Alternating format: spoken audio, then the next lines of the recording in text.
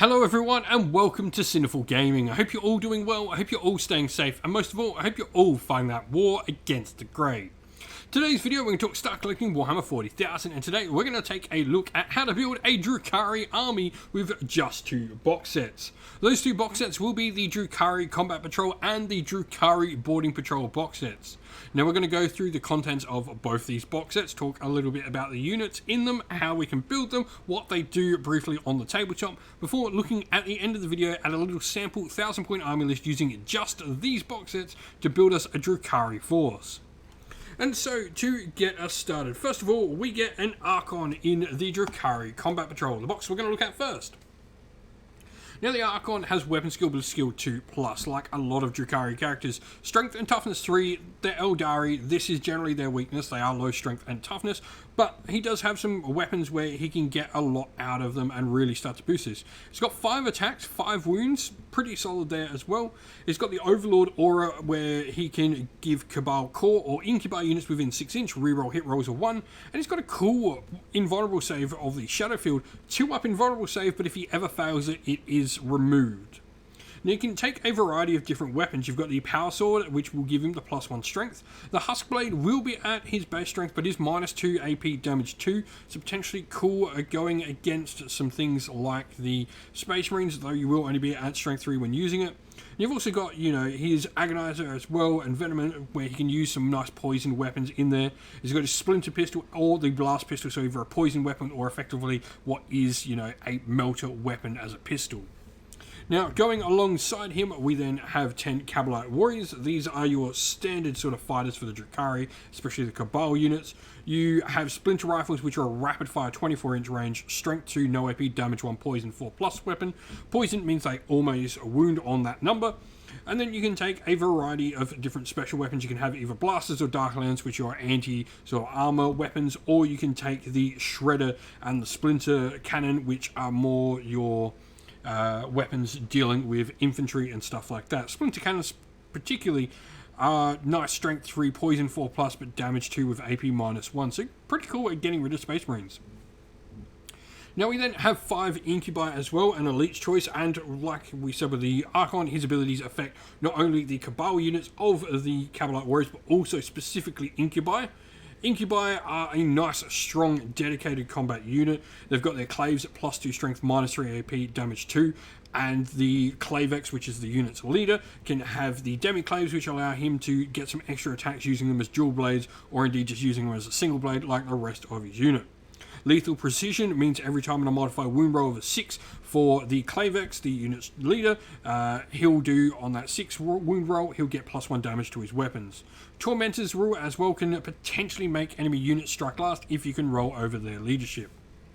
Now we then have 2 vehicles in this box set, which is pretty cool. I really like this box set. I think it's one of my favourite combat patrols. We have, first of all, the Raider, which is the transport for the army. Raiders can take 11 models on them, which is really cool. This means you can take a full 10-strong unit of something and a character to go with. Raiders have a single gun, but you can take a variety of different weapons. So you've got Splinter Racks, where each time a model embarked on this transport makes an attack with rapid-fire weapon, you can treat the target as being within half range. And this is really cool because your vehicle is open-topped, where in your shooting phase, units embarked within this transport can be selected to shoot and measure distances from the hull.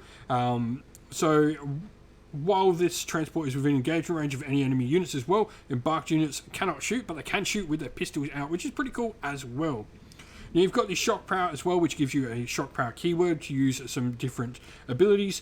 Grizzly Trophies means enemy units are -2 leadership within 3 inch, and Chain Snares actually give the vehicle +3 attacks in combat, which is pretty cool. Now the other vehicle is a heavy support option called the Ravager. This is your tank. This can have either 3 of your Dark Lancers, which are dedicated anti-tank weaponry, or 3 Disintegrator Cannons, which are pretty much Space Marine killers. There's no other way to talk about them. You've got the Chain Snares, Grizzly Trophies, and Shock Powers all the same. The Night Shield also will give you a 5-up invulnerable save on the model as well. And then we have the Drukhari Boarding Patrol. Now this box set is led by a Succubus, which is a Drukhari Witch Cult character. Much like the Archon sort of is the character for the Cabal units, this is the same, but for the Witch Cults. Now, the Succubus weapon skill will skill 2+, strength and toughness 3, 5 wounds and 6 attacks. Now, you've only got a 6-up armor save, but you do have a 4-up invulnerable save. This doesn't go away, unlike the Archon's 2+, so not as good to start with, but doesn't go away. Brides of Death mean witch cult units within 6 inch can reroll wound rolls of 1, and you can also stop enemy units falling back with the no escape rule, and you actually get bonuses to this if you're equipped with the Shardnet and Impaler. Now, you've got a variety of different weapons available to the Succubus here, and which I think is really cool, because it can sort of get around the one weakness of the Archon, which you've got plenty of weapons here that give you +2 strength. You've also got the options for some other weapons as well, with -2 and -3 AP, and even some poison weapons like the Agonizer. Other than that, you've got your Blast Pistol and Splinter Pistol, same options as the Archon we've previously talked about. You've either got the Poison or the effective Melter type weapon. Now, going with this, we've got 5 Incubi in this box set as well, so we've already talked about them. But then we also have 20 Witches, which are the standard Witch Cult unit, much like the Cabalite Warriors are the standard Cabal unit. Now, the Witches have a variety of different weapon options to them. You've got Shardnets and Impalers, which will give them some additional attacks, but also their big thing is stopping your opponent potentially disengaging from combat, falling back. You get bonuses to your no escape roll. You've got the Razor Flails, which make you get 2 hit rolls instead of 1 each time you make an attack with a weapon, and the Hydra Gauntlets as well, a +2 strength, -2 AP, damage 1, and you get an extra attack with them as well. Your Hecatrix can have a Phantasm Grenade Launcher, which is a Soul T3 blast weapon, where each time you hit with it, you roll 2d6, and if you roll higher than your opponent's leadership, you do a mortal wound. Other than that, Blast Pistol, Splinter Pistol, and Agonizer, your pretty standard sort of weaponry you've got for the Succubus on there as well. They've also got a 6-up invulnerable save from dodge, and which turns to a 4-up in close combat. And so here we have our sample army list for the Drukhari. Now, we've gone for taking an obsession from the Witch Cults. We've got more Witch Cult units, I think, that are going to get benefits from this on the table. Remembering things like Incubi generally don't get the benefits of taking your abilities. And if we did, we'd only get the Incubi and the Cabalite Warriors. I think the Incubi at 1,000 points are already good enough if you can get them in the combat with that Archon alongside them. They're going to be sitting in that Raider, and then we've got the Witches as our sort of main force. Now, we've gone for Cult of Strife. This, first of all, gives us the ability to fight first with all of our Witch Cult units, and we also get +1 to charges as well. Now, we've then got Succubus, who's going to have both our Warlord trait and our Relic. The Warlord trait is Blood Dancer. For each 6 they roll to hit, they'll do 2 additional hits.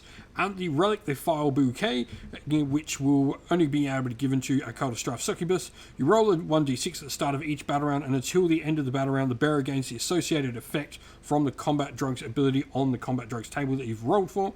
This effect is accumulative with the other ones. So for me, I always like randomly rolling for 2 of them, and so you're going to get to roll again, which is pretty fun. Now, we then got our Cabalite Warriors here. We've gone for the Blaster and Dark Lancers. They're probably going to sit more backfield, so this just gives them some use sitting at the backfield as an objective holder, potentially some anti-tank weaponry and anti-long range.